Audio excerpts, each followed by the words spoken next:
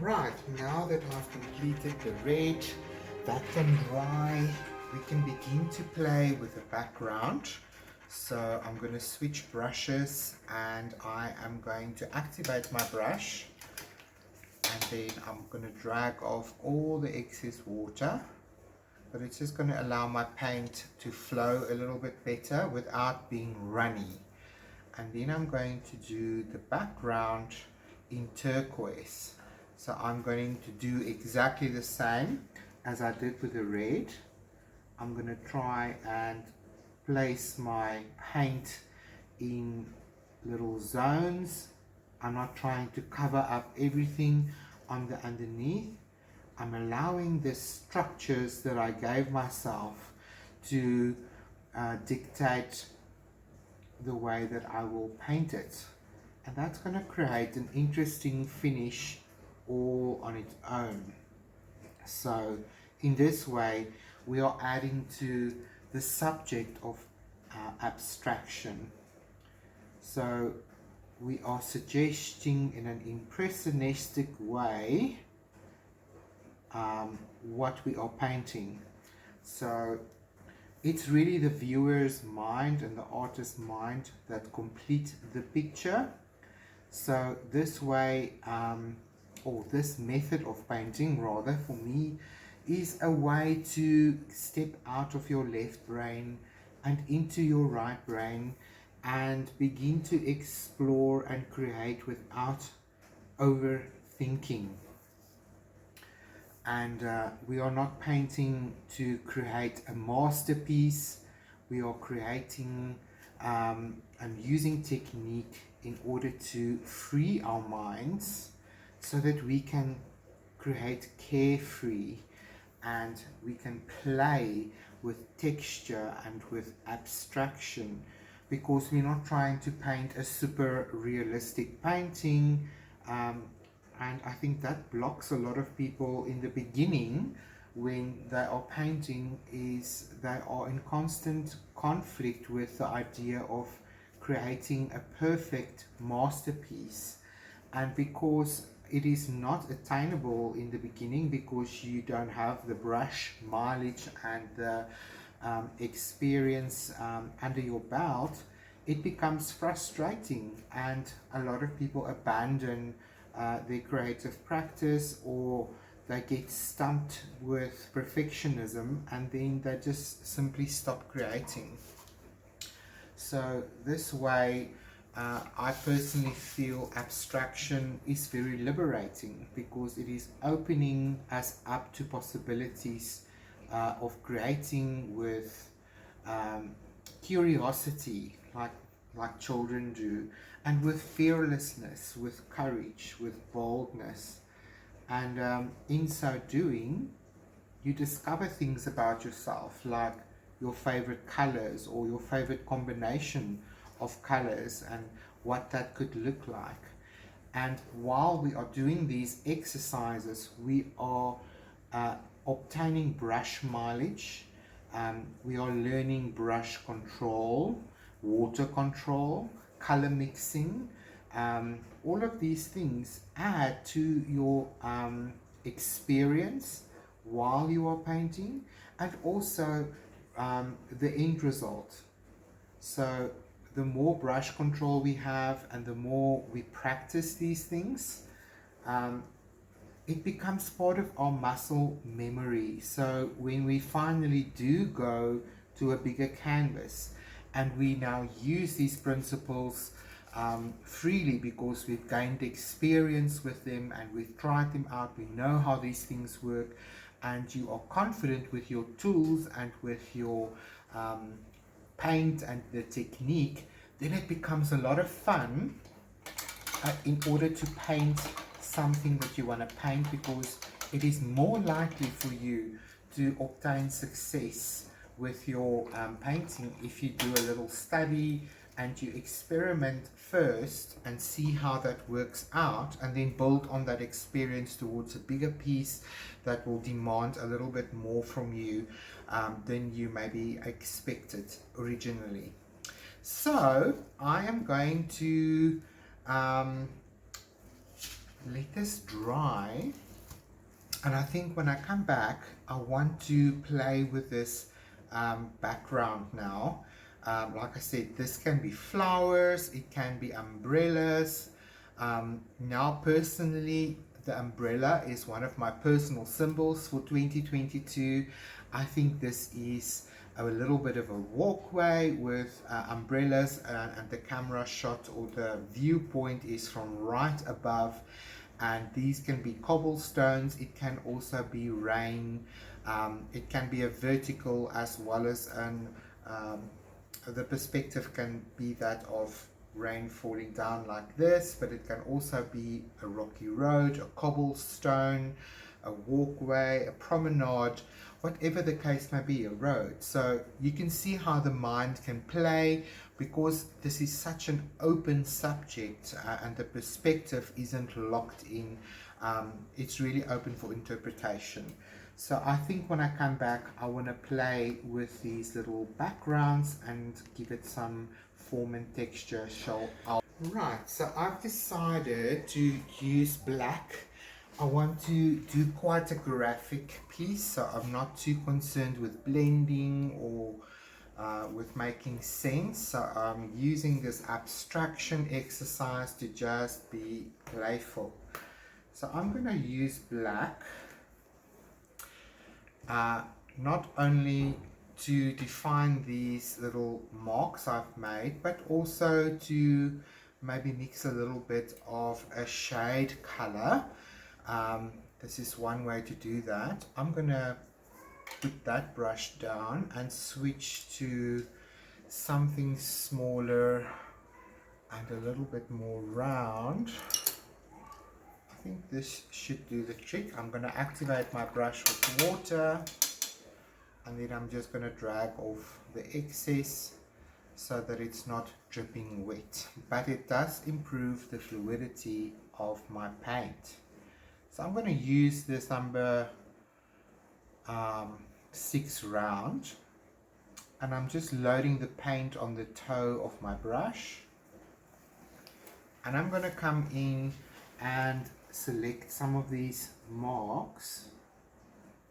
I think I'm going to do the positive space of each of these little marks, but I'm also going to try my best to respect the negative space around each of these shapes so that we have a bit of texture build up here.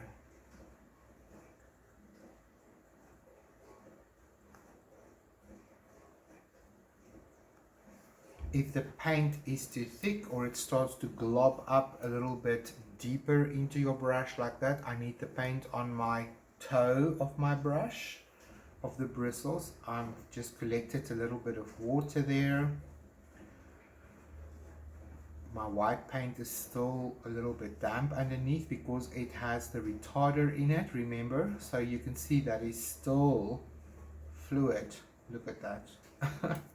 And this is now probably an hour or two later, so you can see how long the retarder works.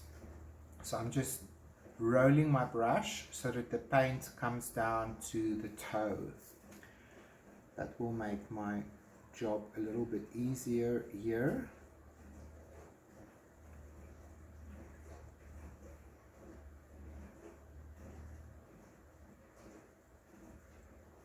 So I'm going to speed things up so that you can get to the point of this exercise along with me.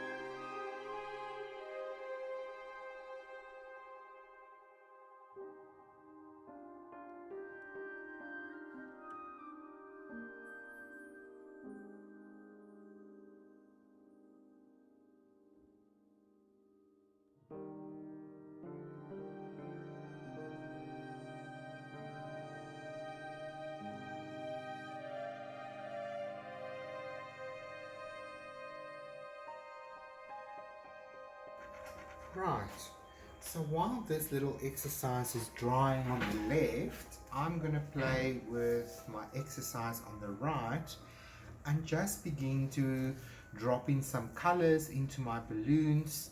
So I have got some cadmium yellow here, and I'm going to just bring in some bright colors into my balloon space.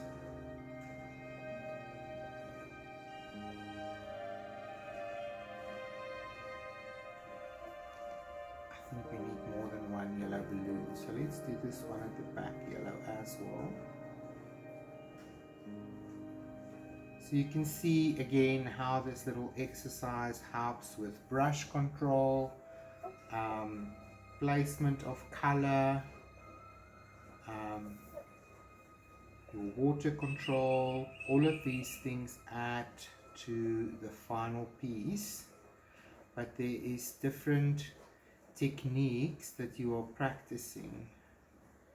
So there's a little tip I can give you. If you are placing color and you are going over a line you don't want to cover, you can just use the back of your brush and just clean up that little line again.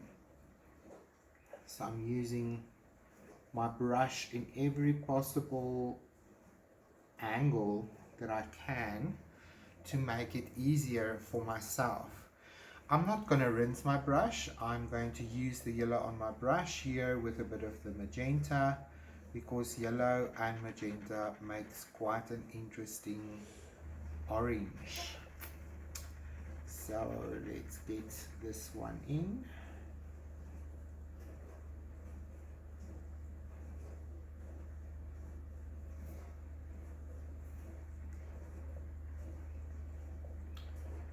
So there we already have a bit of a color mix,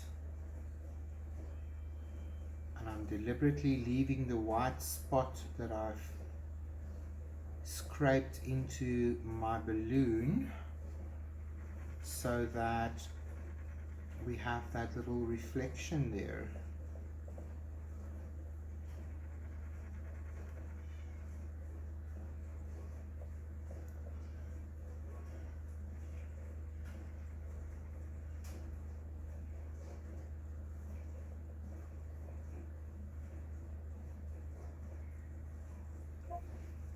Now I'm going to rinse my brush. I'm going to drag off the extra water, and I can see this way that my brush is clean enough. If I want to switch to a different color, I think a red balloon is always nice. Let's do this one.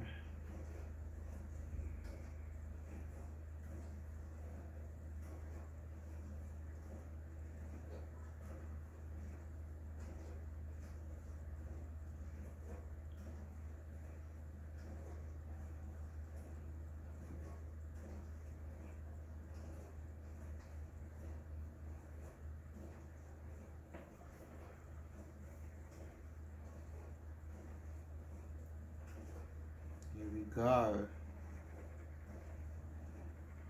So you can see also I'm not doing a very thick application, but it is enough to cover the white paint on the underneath.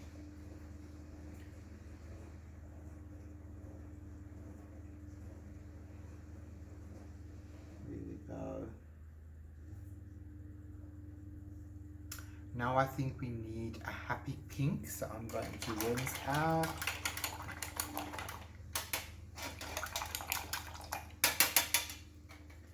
Check on my tissue. Yes, it's good enough, because I want to have a nice pink balloon as well.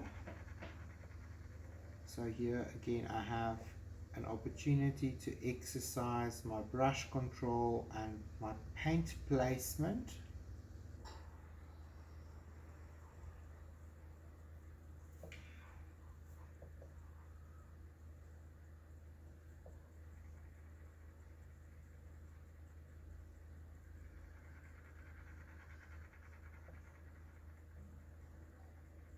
I'm mindful of my brush strokes because I need a smooth surface. So I'm not putting down too thick a paint, but I am mindful of the direction of the paint. I'm not brushing it horizontally like that. I think that will not help to communicate balloon surface. Here we go.